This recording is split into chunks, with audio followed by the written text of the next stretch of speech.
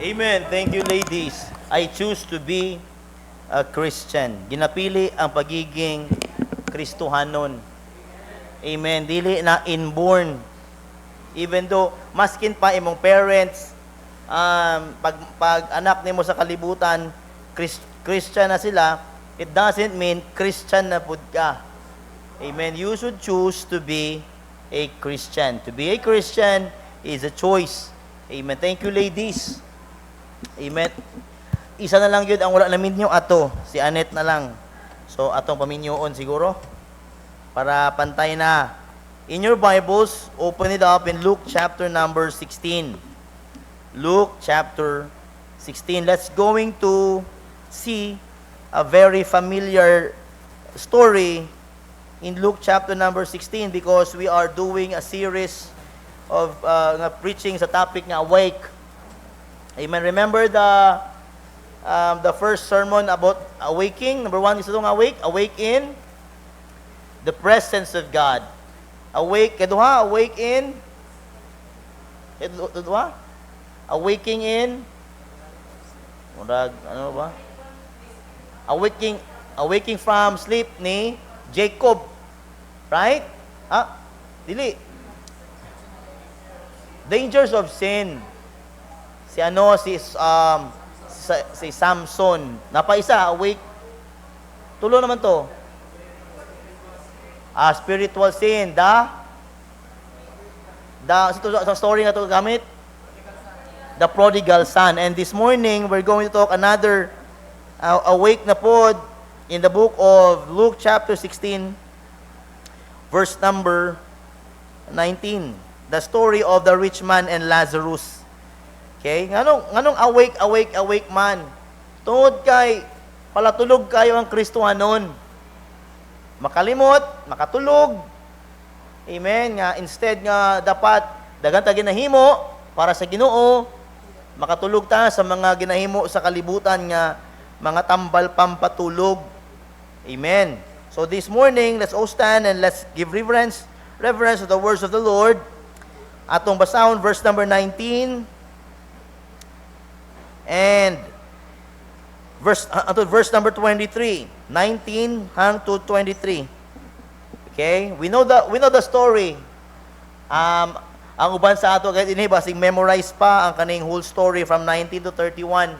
But this morning, let's going to read verse number 19 hang to verse number 23. Are you there? Say amen. Okay pa ta? Napakoy 40 minutes to preach. Kaya pa. Amen. And ako lang magbasa, sundin sa inyong mga mata. Verse 19, there was a certain rich man, has no name. There was a certain rich man which was clothed in purple and fine linen, and fared sumptuously every day. And there was a certain beggar, may pangalan, Lazarus, which was laid at his gate full of sores, and desiring to be fed with the crumbs which fell from the rich man's table. Moreover, the dogs came and licked his sores. And it came to pass that the beggar died and was carried by the angels into Abraham's bosom. The rich man also died and was buried. And in hell he lifted up his eyes, being in torments, and seeth Abraham afar off, and Lazarus in his bosom. Let's pray. Father in heaven, we thank you, Lord, for the fellowship, for the gathering, Lord, just for your message and for your presence. Oh, Father, cleanse our hearts. Forgive us for all our sins. Give us understanding, Father, to understand, Lord, your words and your message this morning. Oh, God, give us understanding. Use me, Lord, in your way. Lord, hide me behind your cross. Lord, I cannot say anything, Lord, without the Holy Spirit. Lord, I pray for His power, Lord, to use me as your mouthpiece this morning. Bless us, Lord, as we go on. We pray in Jesus' name. Amen and amen. Palihog maglingkod. We know this story very well, right? For the matured Christian or naluwas na dugay nga panahon, they know this story very well about the rich man and the poor man. No? there's two kinds of persons in the story. Main characters is ang the rich man, which nasi pagkaon gyud, adlaw-adlaw makaon siya, and nasinindot ng mga sanina. That's what the scripture says.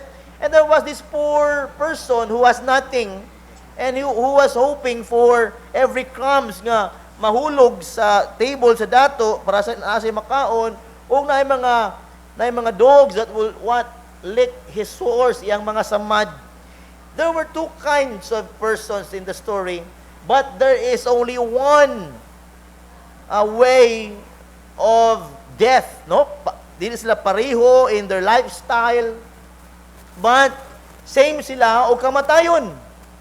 The rich man was died and buried, and the poor man, Lazarus, died and buried. But after their death, there's two kinds of what? Destination. The other went to Abraham's bosom, and the other went to hell. And after that, mga igsuon, si Lazarus is been requested by the rich man to dip his finger on water to cool his tongue, for he is tormented in the flame. And we know that hell, in Revelation, says that in hell, the worms diet not, and the fire is not quenched. Even in Matthew, it was taught.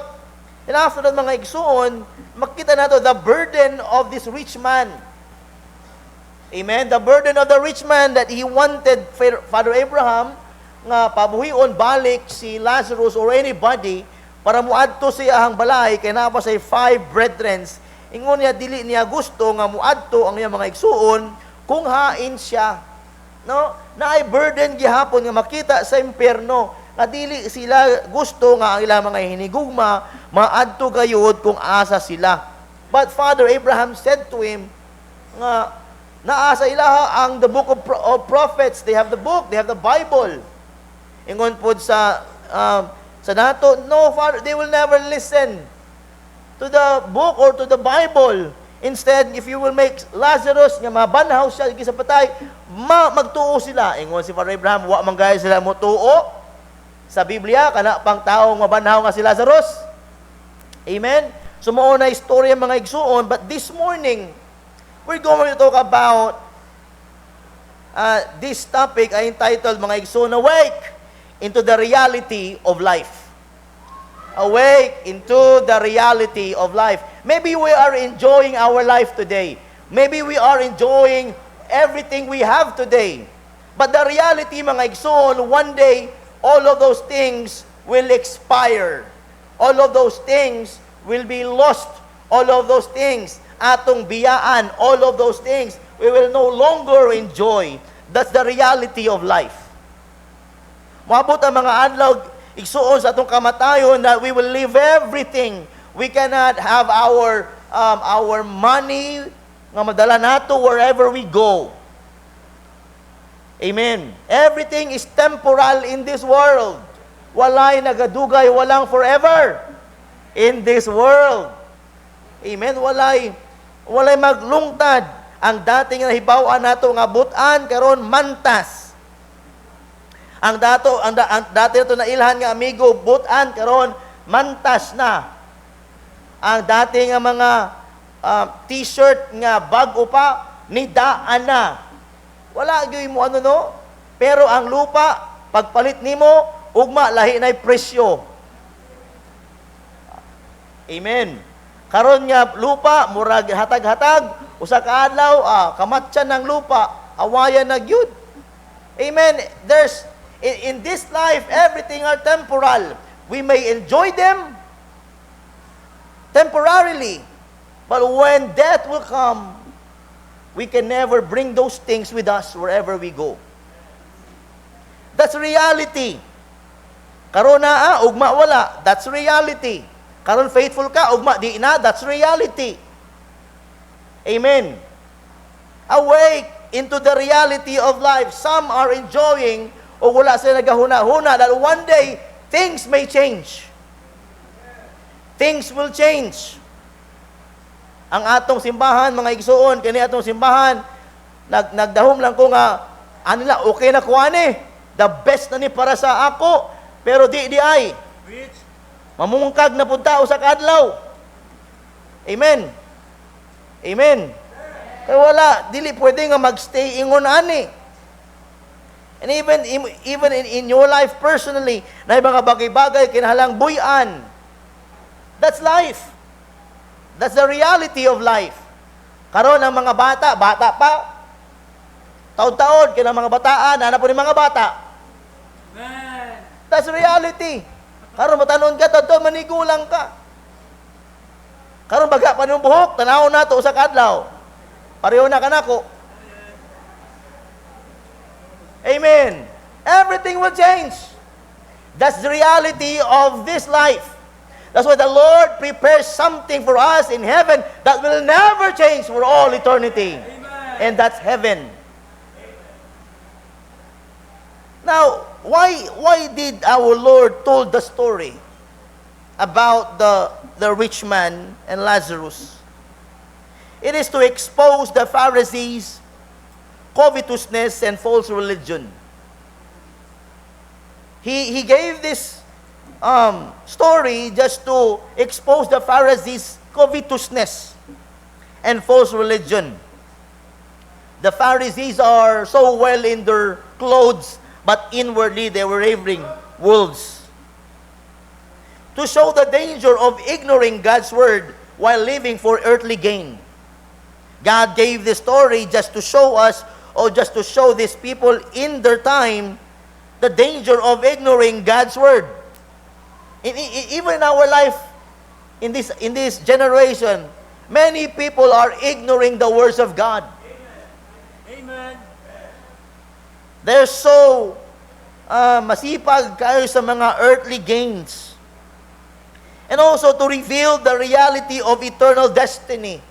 The Lord showed them, mga igsoon, revealing to them the reality of eternal destiny. That heaven or hell, comfort or torment. And the Lord stressed the scripture are enough to lead a man to salvation. God was telling them about the words of the Lord. The Lord was telling them about the love of God. But these Pharisees has no ears for to hear what the Lord says. And diri mga igsuon, this rich man we saw, wala gid nang nguhit ang kamatayon siyang kinabuhi. And that beggar died, and that rich man also died. But when he lifted up his eyes, he was in torments. He was in torment, and when he lifted up, he saw Lazarus was in Abraham's bosom, and he was wondering why Lazarus was there. Lazarus, why you there? I supposed to be there, not you. Dapat ako ang nadiha, not you, Lazarus. Sometimes mga igsoon ng kalibutan, no? Abi nila pati heaven, mapalit nila. Amen. Abi sa mga dato, they can buy heaven, but they can't. Death opens the eyes to eternal truth. Ang kamatayon ang magpaabri sa atong mga mata to see the eternal truth. Amen. Siguro mga karon nga mga panahon, we cannot see hell, we cannot see heaven. We cannot see what this dead person, rich man sees. But one day in our time nga mamatay ta, we can see the eternal truth. That there will be hell and there is heaven. And the time will never be over. And it will be forever and ever. We must be awakened now to the realities that will be too late to change after death. Unta, makamata ta sa realidad mga igsoon nga after our death, it will be too late to change everything. Amen. Unta, makamata ta igsoon nga kung kamatayo na, lisod na bag-uhon ang nahimo na. Ang kamatayon maoy atong mga mata para makita-an igsuon ang tinuod nga eternal. I want to give you the 4 things I saw here in the story. 4 things about awake to the reality of life. Maybe you have friends nga wala nga they're ignoring the word of God. Maybe you have mga families with you nga they don't like to listen sa kaluwasan. But mga igsuon, ayaw undang. Ayaw hayain nga mahimo igsuon nga ulahin na ang tanan kung patay na sila. Number one, igsuon. Number one, awake into the reality of life. We saw number one, mga igsuon, verse number 22. Napakadiha? Awake! Awake! Ayaw tulog! Dili pa kapatay! Matasa! Dala na nga tulog, oh. Amen? Awake! Uy! Gising! Number one, verse number 22. The Bible says, and it came to pass that the beggar died and was buried, but that the beggar died and was carried by the angels into Abraham's bosom, and the rich man also died and was buried. Makita nila beggar, makita nila rich man. Amen? Makita ka word nga beggar, poor, Lazarus, o makita ka nila words nga rich man. They died. Amen. Awake to the reality of life. Why? Number one, status ends at the grave. Status ends at the grave. Masking kinsa man ka aning kalibutana, madato man ka, mapobre, maarangan man o dili, tigulang man ka, o bata ka man, bata matanda, mahingipin o wala, our status ends at the grave. Wake up! Masking kinsa man ka o unsa man ka aning kalibutana, when death will come, every name o unsa man ka, what you are and who you are, will end in the grave.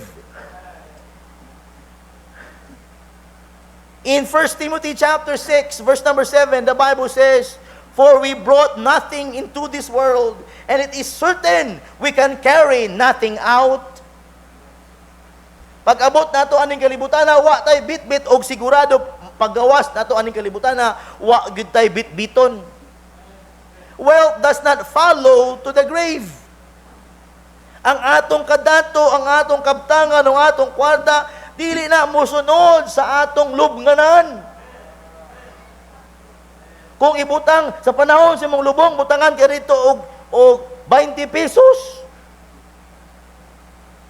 Dako apod, pastor, 20 lang yun. 20 mil? 10 years, 20 years, 50 years, 100 years, ang 20 mil ang gihapon, makitaan ng gihapon sa imuhang lungon. It will never be transferred to the spiritual world. But in Psalms chapter 49:16, Psalms 49:16 and 17, please. Be not thou afraid when one is made rich, when the glory of his house is increased.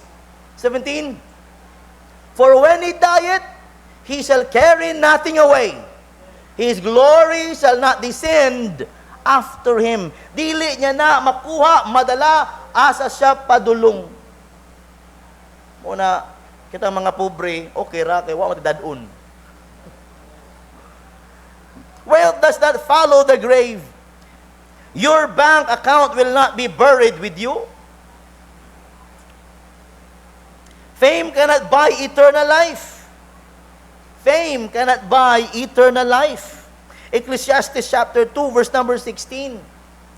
Ecclesiastes chapter 2, please. And verse number 16. For there is no remembrance of the wise more than of the fool forever. Seeing that which now is in the days to come shall all be forgotten. And how dieth the wise man? As the fool.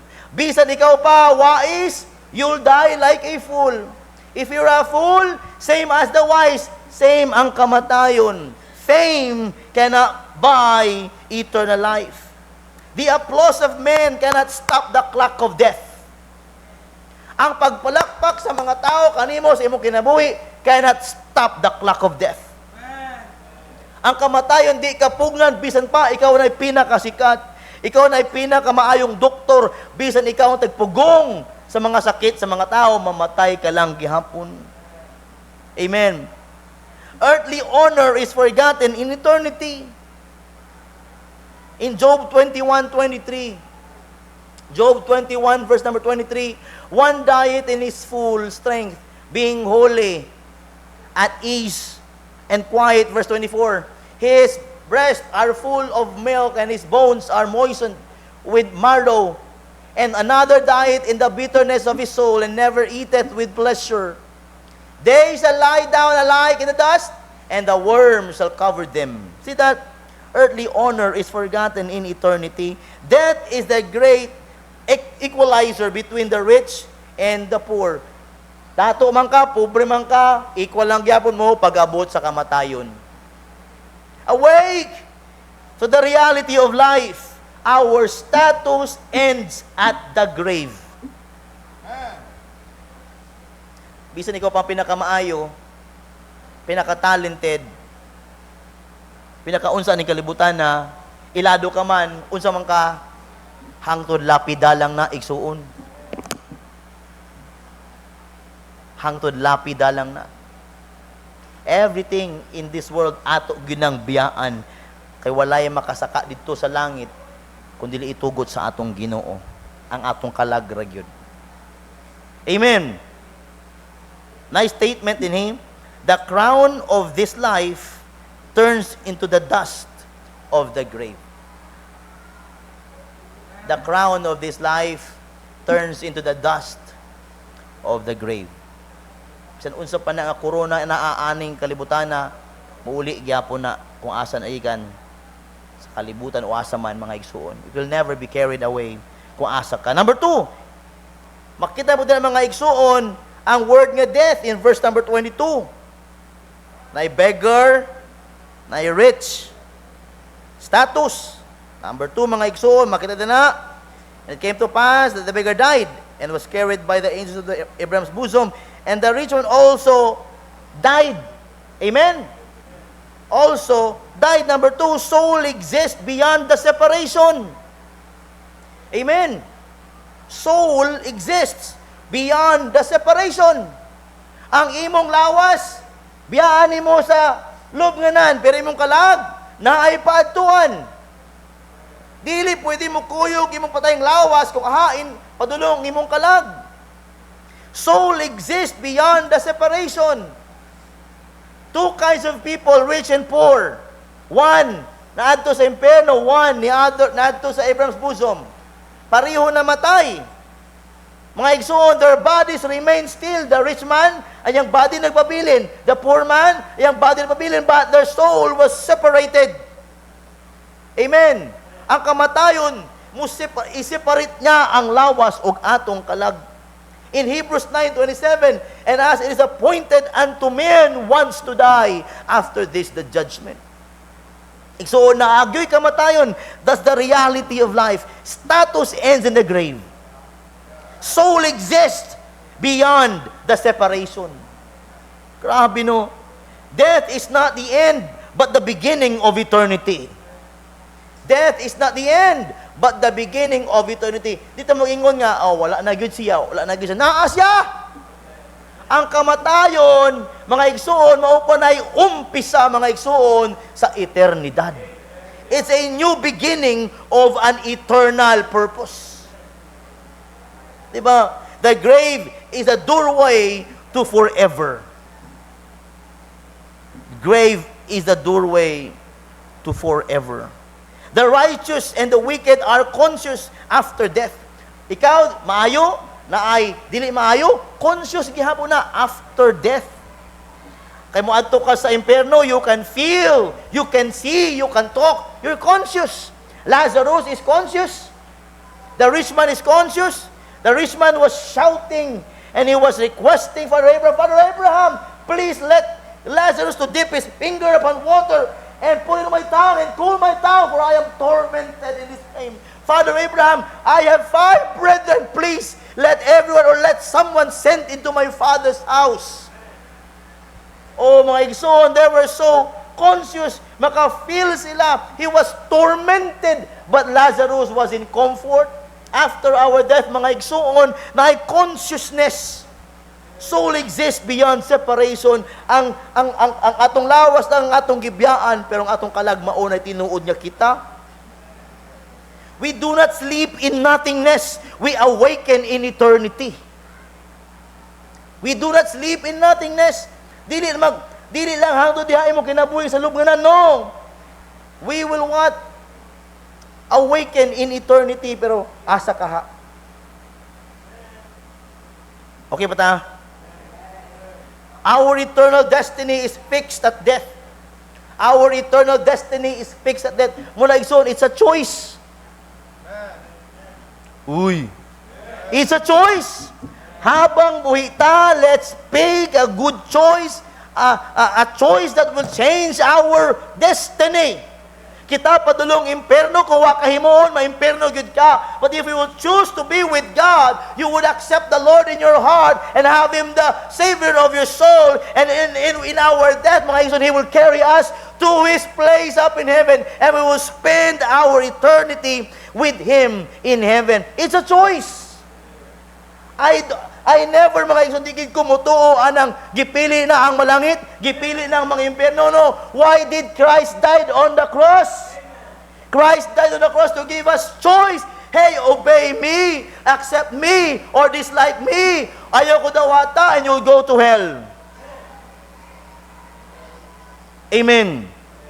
God gave us a free will to choose. Awake to the reality of life. Heaven is a choice. Hell is a choice. There is no second chance after the last breath. There's no second chance after the last breath. Our prayers cannot take us to heaven. Other prayers, or if they're praying for you, para ikaw makaikya sa usa ka peke nga lugar, it's not true. Because after your last breath on this earth, mga igsoon, that's a final place where you will be. There is no second chance after the last breath. When the body dies, the soul keeps on living. When the body dies, the soul keeps on living. Amen. Awake to the reality of life. Status ends at the grave. Soul exists beyond separation. And number 3, in verse number 23 down to verse number 26, we can see the torment of the rich man. Number 3, mga igsoon, suffering in hell is severe. Suffering in hell is severe. You can see how tormented the rich man was and is. We can see, mga igsoon, and when he lift up his eyes, pag mata pa lang niya sa mga mata, tuwa na siya sa imperno, sa mga nagasilaab ng mga kalayo, sa mga baga nga di mapatay, sa mga ulod nga di mapatay, nga mas yung ubang mga tao, hala, sige, why? Because they are tormented day and night forever and forever. Oh, mga igsoon, the suffering in hell is very severe. It's a warning for the lost, mga igsoon, this morning. It's a warning for everybody nga wala pa kadawat sa Ginoo. Because if you die without accepting the Lord, you will suffer the severe time, the severe suffering on hell. Oh, mga igsoon, when you have no Christ, you will suffer in hell for all eternity. In Revelation 14:11, and the smoke of this torment ascended up forever and ever, and they have no rest day and night. And the smoke of their torment ascended up forever and ever, and they have no rest day nor night. Who worship the beast and his image, and whosoever receiveth the mark of his name. When you are in hell, you will have no rest. So dili pwede maggrita sa patay, rest in peace. Because there is no rest in hell. Be careful of saying rest in peace. What if he has no Christ? He will suffer in hell severe. It is a place of pain. Verse number 24, it's a place of pain. And he cried and said, Father Abraham, have mercy on me, and send Lazarus that he may dip the tip of his finger in water and cool my tongue, for I am tormented in this flame. The rich man's cry for water shows the agony of his thirst. Grabe no, ang iyang pagkahilak na sa kay Father Abraham, nagpakita igsuon, grabe ang kalisod niya, kinahanglan niya og tubig, maskin tulo ra. Padulong siya mga dila para lang makul ang iyang mga dila, pero dili gid pwede kay base yung pagtulo pa lang niya sa init na dissolve na tubig. It is a place of permanence. It's a place of permanence in Mark chapter number 9:43. Mark 9:43, please. Mark chapter 9:43. It's a place of permanence. Dili na maundang-undang nga time, and if thy hand offend thee, cut it off. It is better for thee to enter into life maimed than having two hands to go into hell, into the fire that never shall be quenched. It's a place of permanence. It is a place of separation from God. A place of separation from God. In this world, we can pray. There's communication between God and us because of prayer. But in hell, maskin pa, imong pag-ampo, di na gyud mahatag. The greatest torment, please, put sa screen.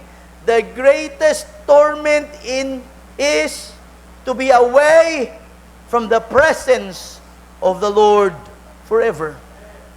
No, pinakasakit, mga igsoon, to be away from the presence of the Lord forever. Awake! Awake! Suffering in hell is severe. Hell is not a figment of imagination. It is a fact of eternity. Hell is not a figment of imagination. Dili na imahinasyon. When you died having no Christ, when you lift up your eyes, the imagination of hell is no more valid. You know why? Because tuwa na ka naglutaw-lutaw sa kalayo, sa impyerno, and it will be a fact for all eternity, and it is too late for you to have a second chance. Hell is not a figment of imagination. It is a fact of eternity. Awake for the reality of life. Basin imong kauban sa work, imong pamilya, imong igsoon, imong ginikanan, wa pa kadawat sa Ginoo. Mga igsoon, paningkamot nga maingnan gyud sila. Kaya ang kalibutan nagaingon, okay lang, dili mo na tinuod, okay lang, magpakamaayo now. The greatest failure in this life is you failing to accept the Lord Jesus Christ. That's the truth. The greatest failure in this life is failing to accept the Lord Jesus Christ. Because there's no second chance after your last breath. And number 4, verse number 27 down to verse number 31, imong makita ang mga igsoon how burdened this rich man is about his brethren and his home, na dili sa gusto ang iyang mga igsoon, yung panimulay, muapas kaniya sa impyerno. Number 4, mga igsoon, salvation is supremely needed. Makita ng mga igsoon nga kinahanglan ta mabugtaw sa realidad nga ang kaluwasan pinaka-importante nga gikinahanglan sa tanan. Because this man nga in hell, he is a mission-minded person. He is a soul-winning person. Ang problema, tuwa na siya sa impyerno. He wanted his loved ones to get saved, but he could not. He wanted to be a missionary, but he could not. And we could see mga igsoon, his burden for his family, nga grabe ang hangyo sa kang Father Abraham in verse number 27. Then he said, I pray thee, therefore, Father, that thou wouldest send him to my father's house, for I have 5 brethren, that he may testify unto them, lest they also come into the place of torments. Salvation is simply or supremely needed. In Acts 4:12, we know the verse, neither is there salvation in any other, for there is none other name under heaven given among men whereby we must be saved. Wa na laing paagi sa kaluwasan. It is the Lord Jesus Christ lang. He said, I am the way, the truth, and the life. No man cometh unto the Father but by me. He is the bread of life, the water of life. He is our everything. He is our Savior. Kung wala kay Kristo, impierno yun ka. Away! Ito the reality of life. Muna mga igsoon, importante kayong soul winning nato. Importante kayong igsoon natong mission sa igsoon. Importante ang kinabuhi sa usa ka Kristohanon. O Kristohanon, your life is very important to some people out there. You know why? If you live for Christ, your example is a living light that they should see the Christ nga manluluwas tibok kalibutan. But if you live wrong as a Christian, you cannot have anybody nga madala nimo sa simbahan and get saved. Be careful how you live. You may be the only Bible some people read. Oh mga igsoon, be careful how you live. Basit ikaw ra ang Biblia nga ginabasa sa imuhang kauban, sa trabaho man, sa eskwelahan man, o sa imuhang kapitbahay man. Away with the reality of life. Salvation is supremely needed. The danger to family is real without Christ. Delikado kayong pamilya, mga igsuon, kung walay Kristo. If you won't go to heaven, at least you don't lead your loved ones to hell. If you don't want to go to heaven, at least don't lead your loved ones to go to hell. Kung di ka gusto malangit, o palihog lang, ayaw-hayay yung pamilya maimpierno. Oy! This person here, he saw, na-impierno na ko, di ko gusto maadto pa sila kung asa ko. The danger to family is real without Christ. The Word of God is sufficient to save. You can see, tanawa ang ingon ni Abraham in verse 29.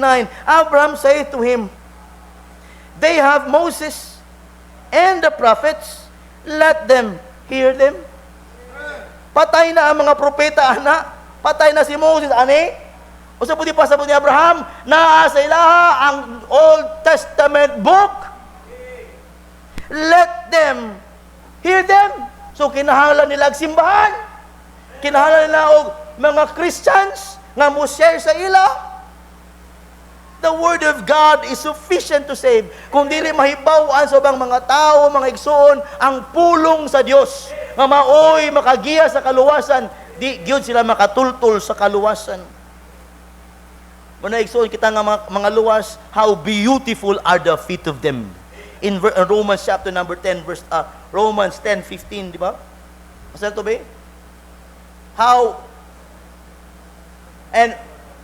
How beautiful are the feet of them that preach the gospel of peace and bring glad tidings of good things. Habang atong paglakaw padulong soul winning, ang atong mga tiil pa lang na, beautiful na. Amen. The Word of God is sufficient to save. No visions, no dreams, no signs, just scriptures. No visions, no dreams, no signs, nobody. Just scriptures is enough to save someone. The time for salvation is now. Kung ikaw wala pa naluwas, your time is now. The time of salvation is now. 2 Corinthians 6:2. 2 Corinthians 6:2. Please, in the screen. I love that verse. Atot basahon. For he said, I have heard thee in a time accepted. In the day of salvation have I succored thee. Behold now, not later, not tomorrow, not next year. Behold now is the accepted time. Behold now is the day of salvation. Tomorrow's repentance is often buried with today's coffin. Tomorrow's repentance is often buried with today's coffin. Basin mo yun ka, ugma na lang. Basin ikaw na isulod sa lungon karon. The only time to be saved is while you are still breathing. The only time to be saved is while you are still breathing. Wala na'y kaluwasan after death.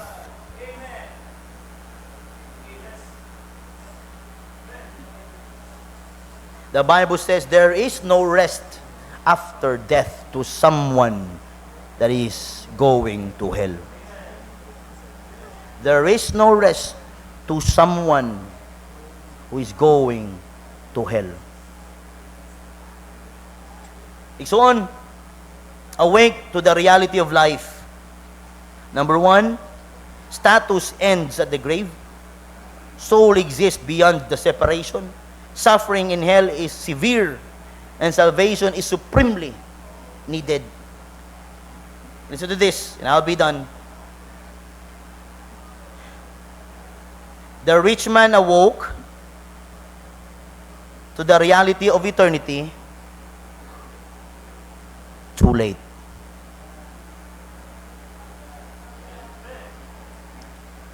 The rich man awoke to the reality of eternity too late.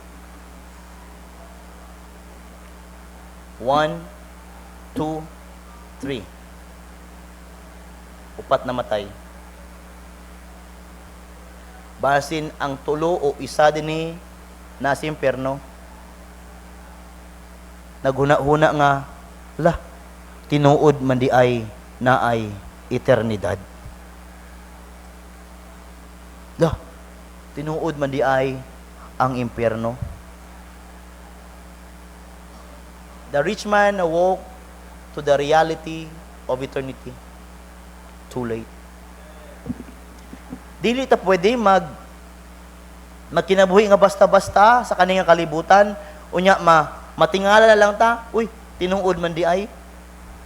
After death, there's no second chance. You and I still have time. Let us awaken now to the reality that status will end. The soul will live on. Suffering is real, and salvation is needed. Awake to the reality of life. Behold, now is the accepted time. Behold, now is the day of salvation for the lost. But for the Christians, don't sleep. Amen. Awake to the reality of life. Father in heaven, we thank you, Lord, for a simple message this morning. Lord, making us, Lord, to be reminded about the reality of life. Oh, Father, kung naamo din wala pa maluwas, I hope this message is a warning to her, and for him. But for all Christians who are here, it is a reminder for us all to be always awaking for the reality of life. Help us, Lord, to be prepared, preparing our families, Father, to this reality of death. Help us, oh Father, to be reminded as always that heaven is real, and hell is real, and eternity is real.